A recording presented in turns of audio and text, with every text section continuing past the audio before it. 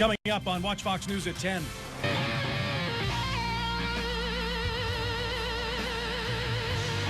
The loss of a legend. We have new information tonight in the death of music icon Prince. Plus, a shootout with police on a South Carolina highway. A man opening fire after authorities say he kidnapped his wife. And we've been talking about it all week. We're going to take a look at the rain that is on the way. We're really changing the way young men get ready for prom. Do you need to suit up for a night on the town? Well, some forward thinkers at USC are giving you an easier way to do it. The news at 10 starts right now. Live from the Watch Fox studios, this is Watch Fox News at 10. Purple rain, purple rain. Purple rain, purple rain.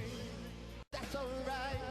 Come on, y'all. Gone at 57, the influential performer passed away today at his home in Minneapolis. Good Thursday evening to you. I'm Janet Parker. And I'm Brian McConkey. We are also learning more about the days leading up to the music icon's death. Here's what we know. Tonight, celebrity news site TMZ is reporting Prince was treated for a drug overdose in the last week. The innovative and unique musician, of course, became one of the most iconic artists of his generation and sold more than 100 million albums during his career. His popularity and impact cannot be denied, and now fans in South Carolina and all around the globe are mourning the loss of the Purple One. Mary Maloney reports.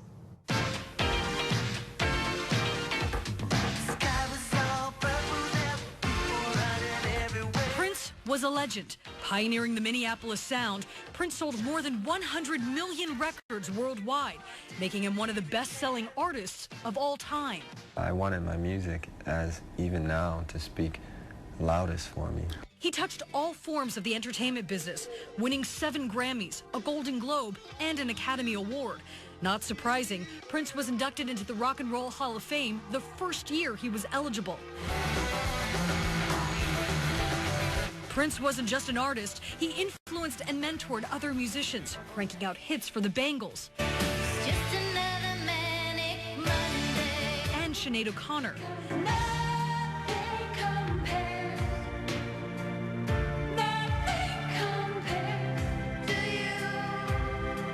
Nothing and no one compares to Prince. After hearing about his death, fans flocked to his estate, some with tears in their eyes.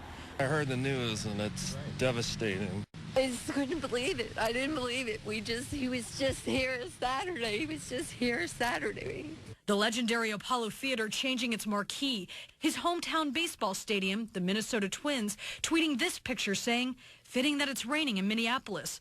Celebrities like the band Duran Duran, Samuel L. Jackson, and Whoopi Goldberg tweeting condolences. But many say they won't mourn. Instead, they plan to pay tribute to the rock star in the way they think he would prefer, celebrating his life through his timeless music. Don't cry. Don't cry. Don't cry. I'm Mary Maloney. Now, Prince performed here in Columbia in 2011. At the time, the musician donated $250,000 to the Eau Claire Promise Zone, which works with struggling children and families in the North Columbia area. And of course, that isn't Prince's only tie to the Midlands. Columbia native John Blackwell was Prince's drummer for more than a decade. The Keenan High alum toured with some of music's biggest names over the years. Blackwell has also played with Justin Timberlake and Patti LaBelle.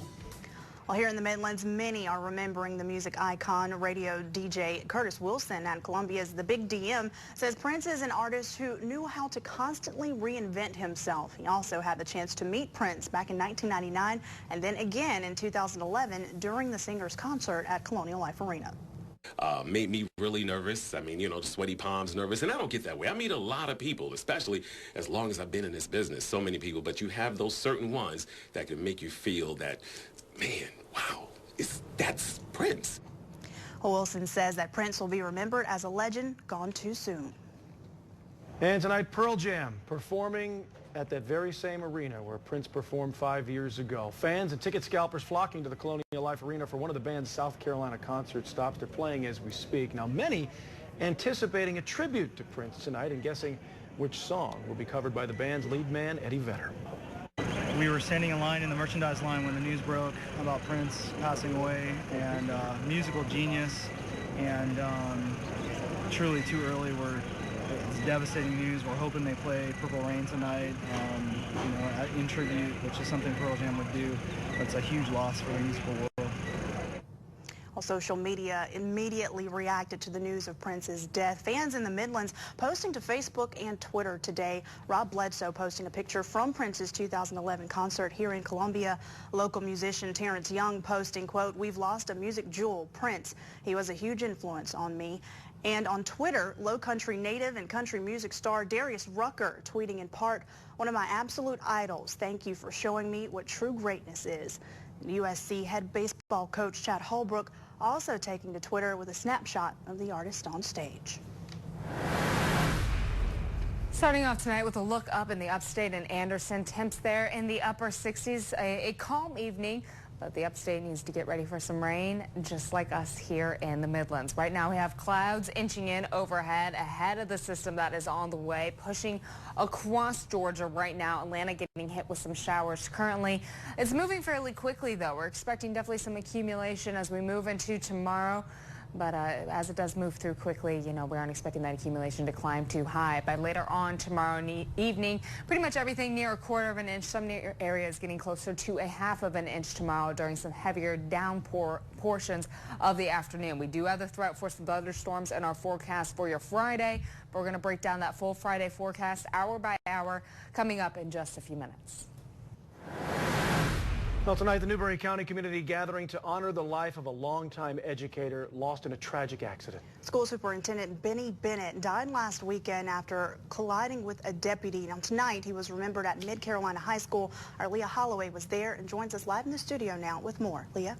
Janet, Bryan, hundreds made their way to say their final goodbyes to Benny Bennett tonight, showing the kind of impact he had on the Newberry community. Those who knew him talked about his passion being superintendent. Some who didn't know him personally but were familiar with his work as an educator felt it was only right to pay their respects.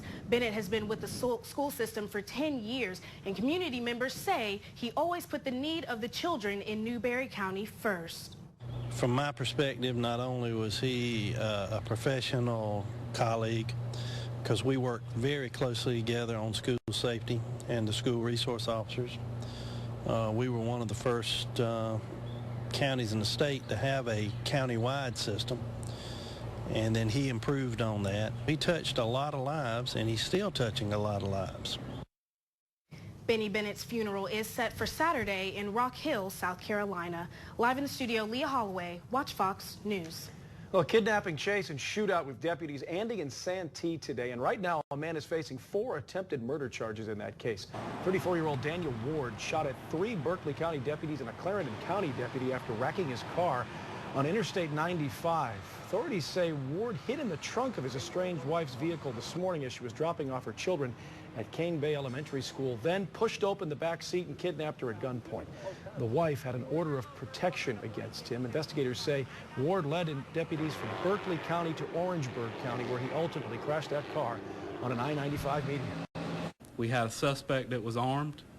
He has a history of domestic violence. He's been arrested by us several times. He was supposed to be in court this morning.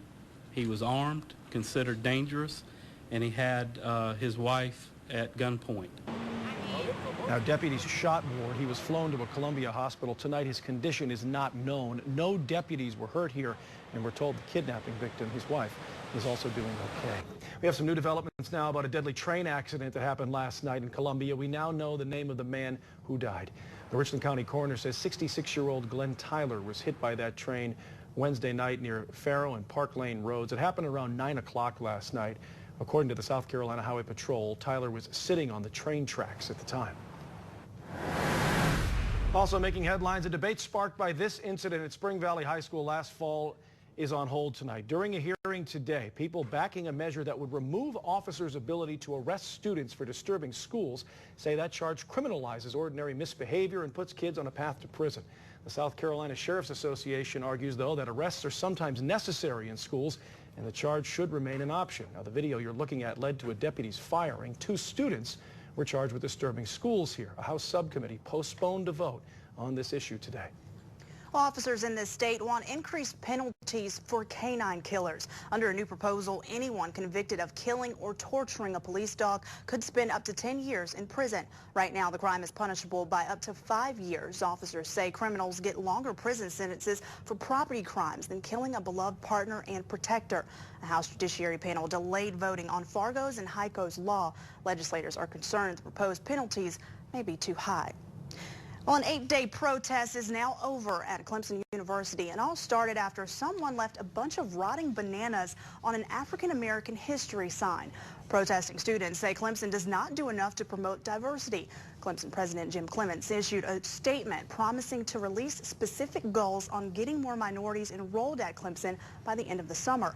About 6% of Clemson students are black, the lowest of any South Carolina's four-year public colleges. And Governor Nikki Haley has been named to Time's 100 Most Influential People's list. Each person named to that list had a small article written about them on why they were named. Haley's article was written by none other than South Carolina Republican Senator Lindsey Graham.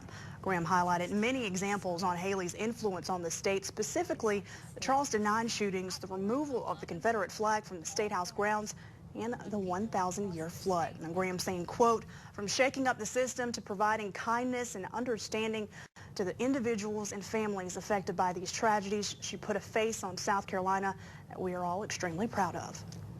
And some new developments in a dispute between the governor and Sheriff Leon Lott over a pledge to fight domestic violence in this state. Now, during a news conference just yesterday, Governor Haley targeting Lott for being the only sheriff in the state not to sign the pledge. Well, today, a Haley staffer confirming through Twitter that her office now has that signed pledge. Now, Lott disputed the governor's claim Wednesday. A spokesman provided Watch Fox News with text messages from Lott to the executive director of the State Sheriff's Association. They show he was on board with the effort before Wednesday's news conference ever happened.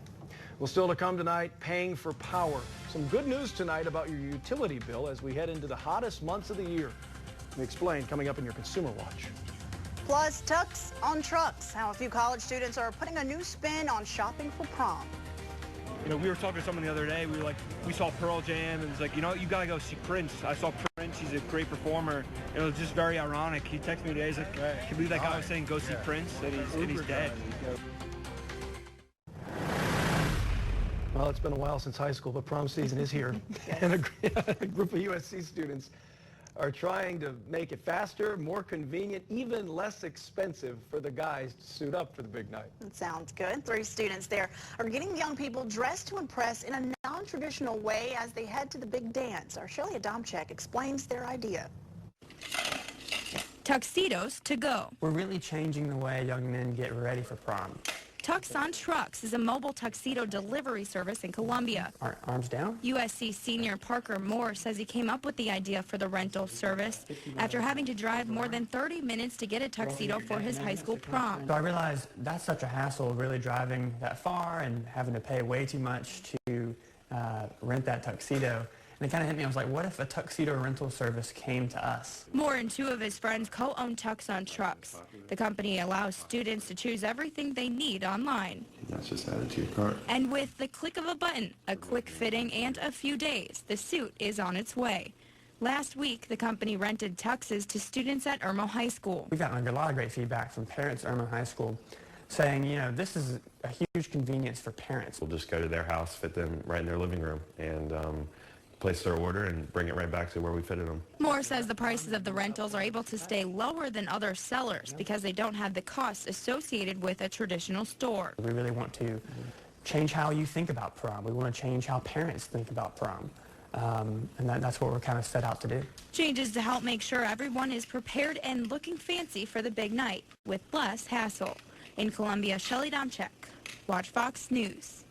Well, it isn't only for prom night. The guys provide tuxedos and suits for other events as well. Now, the Tux on Trucks guys tell Watch Fox News they hope to eventually work with schools to provide tuxedos for students who can't afford one. For more on this story, you can click on our website, wach.com. Well, some good news tonight for SCE&G customers. Your bills will be a bit lower next month. The new rates will reflect the lower fuel cost that comes from power needed to create power. The overall dip is 4.5 and relates to a customer using 1,000 kilowatts of energy per month. That will be around $6 less. The change takes effect in May. Also on Fox Tonight, teachers across the state getting some well-deserved recognition. Lieutenant Governor Henry McMaster declaring May as South Carolina Teachers Appreciation Month. State leaders want to create more programs to strengthen South Carolina's school system. Now, the state's Teacher of the Year, Jennifer Wise, from right here in the Midlands, was there for today's announcement. We are going places, and we need students and teachers and individuals who are excited to take a part in that. And every time I get the opportunity to speak with others about that passion and the growth that we can take as a community, I'm excited for those opportunities. Well, if you would like to show your appreciation for your favorite teacher, you can just click on this story on our website right now to find out how. You'll find that at WACH.com. And speaking of education, high school seniors from across the Midlands getting a helping hand to jumpstart their college career. The Sparkleberry Country Fair Scholarship Committee handing out scholarships to some very deserving students tonight. Those young people are selected based on academic achievement, their need, community service, and essay. I'm very excited. You know, as you get closer towards the end of senior year, you start thinking about, you know, college and how you're going to pay for it and all this stuff. And so just receiving this scholarship just means the world to me. You know, just another way to help pay for college. We carry on a tradition. Well, folks, in Columbia's Vista tonight, opening up the 25th annual Artista Vista with an unveiling. The Vista Guild revealing this public piece of art tonight just off of Gervais Street. Artist Mike Williams created that piece. It's the 4th piece of permanent public art in the Vista, and there are plans for even more. Artista Vista runs through the 23rd, so a lot of fun for the weekend. Yeah, a neat event. And check out some of the art. Check out that statue in person. Good stuff. Well, there's much more ahead tonight on Watch Fox News at 10, including international relations. The president is in the Middle East. He's hoping to ease tensions with leaders in that part of the world. And detecting the Zika virus, there could be a way to do that all by yourself. We'll explain coming up. And it is a perfect night for that Artista in the Vista kickoff, but tomorrow night not looking so good. Current temperatures 74 degrees in Columbia, 71 in Orangeburg. We'll talk about that rain that is on the way right after the break.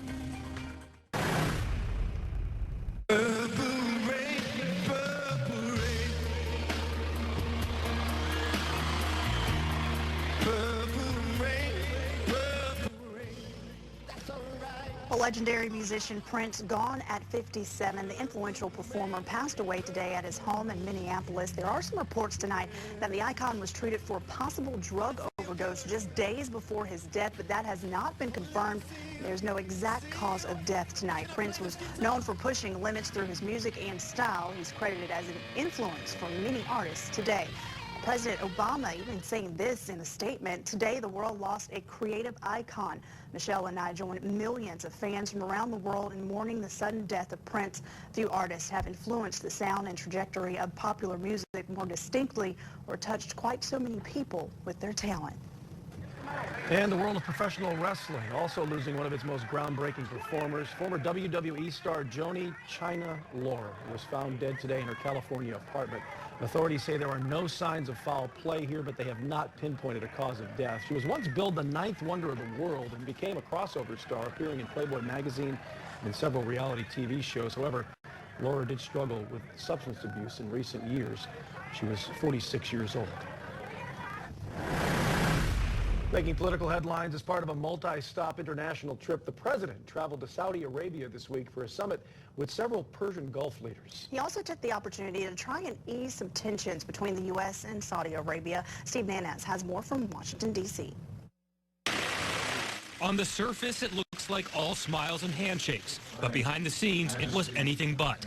President Obama in Saudi Arabia to meet with Gulf leaders, discussing regional conflicts like those in Libya and Yemen, a U.S. push for Gulf nations to do more in the fight against ISIS, and probably the biggest area where there's been tactical differences has been with respect to Iran. Gulf countries worry the nuclear deal emboldens Iran. Obama arguing that continued dialogue will reduce tensions, but also that Iran needs to be held to account. Obama touched down in the Saudi Arabian capital Wednesday, looking to ease tensions between Washington and Riyadh. I think that a lot of the strain was always overblown. Obama met with Saudi King Salman for more than 2 hours to clear the air of simmering issues. A significant point of contention, a bipartisan bill in Congress that would allow 9/11 victims to sue the Saudi government. No evidence has come to light that the Saudi government was involved in the plot. The White House is against the bill, but the Saudis are threatening retaliation by selling off U.S. assets if it is signed into law. Experts say this week's meetings are a good start, but there are few easy solutions to the relationship. We do have strong common interests, which will keep us in a partnership, but it will be a reduced and more difficult partnership than in the past. Obama will have a lighter load on his next stop, the United Kingdom, where he'll meet with the Queen as she celebrates her 90th birthday. In Washington, I'm Steve Nannis. Well, still to come tonight, tracking the Zika virus. As we learn more and more about that virus, researchers are developing an easier way to detect it in mosquitoes, and just about anyone can do it. We'll explain. And a helping hand, how technology is saving one man's life tonight. More on that after the break. 1983, I used to be driving out to Hamptons, listening to 1999. I'm thinking to myself, wow, that's a long way off, 1999. And it was an amazing album, and I'm sad he's gone, but I have good memories because those were my summers spending in the Hamptons, and Princes were playing everywhere at the time. On the Health Watch tonight, University of Texas researchers are working on a fast way to test mosquitoes to see if they have the Zika virus. The do-it-yourself test kit has someone put the mosquito inside. It comes with a cell phone reader, and results are ready in less than an hour. The researchers are not sure whether this device will be marketed to the public, but the team is looking for more funding for the project. And people with HIV may age prematurely, but a new therapy is helping many people infected with the virus to live for decades after diagnosis. Doctors use what they call a high accurate marker for aging on the biological level. HIV can cause an average of nearly 5 years of premature aging. This increases the risk of death for those infected by 19%. Researchers say it may be possible to develop drugs to slow or prevent premature aging in people with HIV. In other health news, a California company is making new prosthetics that many believe are straight out of a sci-fi movie. Fox's Gina Silva explains. Jonathan Cowley has worn different prosthetics since he lost his hand to cancer, but he says none have been as cool as this one. My son likes to call me, he says my dad's a transformer. You're looking at the Touch Bionics iLimb Quantum Hand, which has surface electrodes that pick up the ENG signals that our muscles produce when they contract. Jonathan is able to cut an apple, peel a banana, have a drink, even shake hands with his artificial limb. It feels more part of me. It feels more connected. As you can see, when I move my arm, it moves with me. It also gives me a lot more flexibility. All of that is made possible because of the design of the socket, a specialty of BioDesigns in Westlake Village. Randy Alley is hard at work. It's a combination of art and science. He's carving the model of someone's limb to eventually make a high-fidelity socket like this one. This is the design that we make, and you can see we've got compression zones and relief zones, so the tissue can flow out of these areas here so that that whole column of tissue can't move inside the prosthesis. Unlike this traditional socket, it used to be completely closed. Yeah, completely closed and generic in shape. Evan Batmanyan had to have his leg amputated after a motorcycle accident. He's looking forward to his new prosthetic. I'm going to be able to walk longer, run, and definitely hike, and I definitely will be in less pain. And there are many different types of artificial limbs. You've got the hook. For surfers, they really like this one because they push off the surfboard and they can also paddle. And for people who want to make it look realistic, they use this to go over the socket. The prices vary from the most basic at around $40,000 to the most expensive over $100,000. The important thing is to understand what's available out there. Wow. Amazing technology. It really is. Giving them a whole new world. The gripping technology is absolutely astounding. So we're going to shift our attention now to weather, where things are changing. Yes, Dana Fulton, what's in store for us? A little bit of rain on the way, guys. Hope everybody's okay. If you have any plants outside, I guess that's a good thing. By tomorrow evening, picking up about 1/4 inch, between 1/4 inch and 1/2 inch across the Midlands. We'll break down when it is expected to come our way right after the break. I researched to make sure it was real. And then I hope my mom didn't crack it.